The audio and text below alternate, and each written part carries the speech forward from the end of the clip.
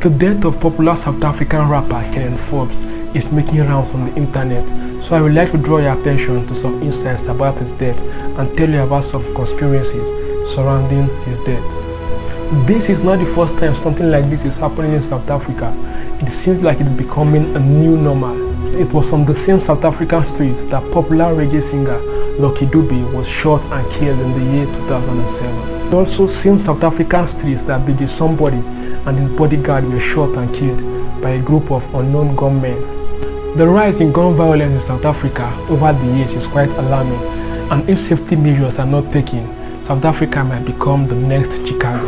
It is no longer in news that AK was shot dead in a close-range shooting, which also took the life of his friend in Florida Street, Durban, in the late hours of 10th February 2023, where he was invited for the reopening of a club.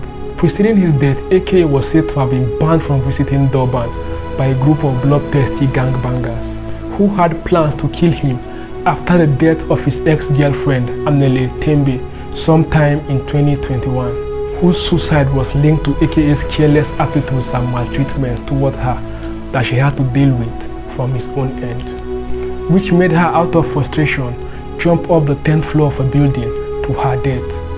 After that tragic incident, AKA was warned not to be seen in Durban.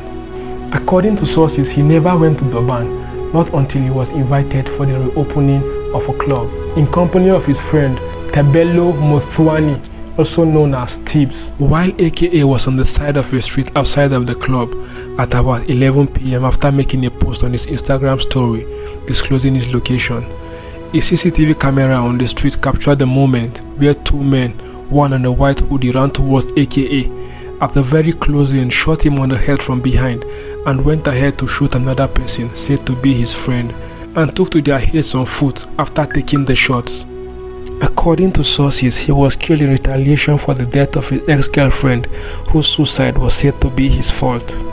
Based on stories making rounds on the internet, there has been these certain rumors of, let me call it conspiracy theories regarding his death and why he was killed on the said date, which was on the 10th of February, and this is in line with the fact that his late ex-girlfriend jumped off the 10th floor of a building, which means that particular date was symbolic. Thinking of it, even if it's not completely true, or it seems like some fabricated internet stuffs, actually it might be some sort of coincidence. But it makes a little sense to me, because judging from the circumstances as regards the date he was murdered might actually be symbolic to his girlfriend's death, since it was actually pointed out that it was a retaliation for her death, so they intended making it a memorable one, some sort of serial killer stunt. Actually, no one has been caught in connection to his death, so all the theories are still mere speculations until proper investigation has been carried out to get to the root of the case. This is all we've got on this. We will keep you all posted on when there's any development on the case. Kindly subscribe to this channel and turn on all post notifications so that I get notified when there's a new update.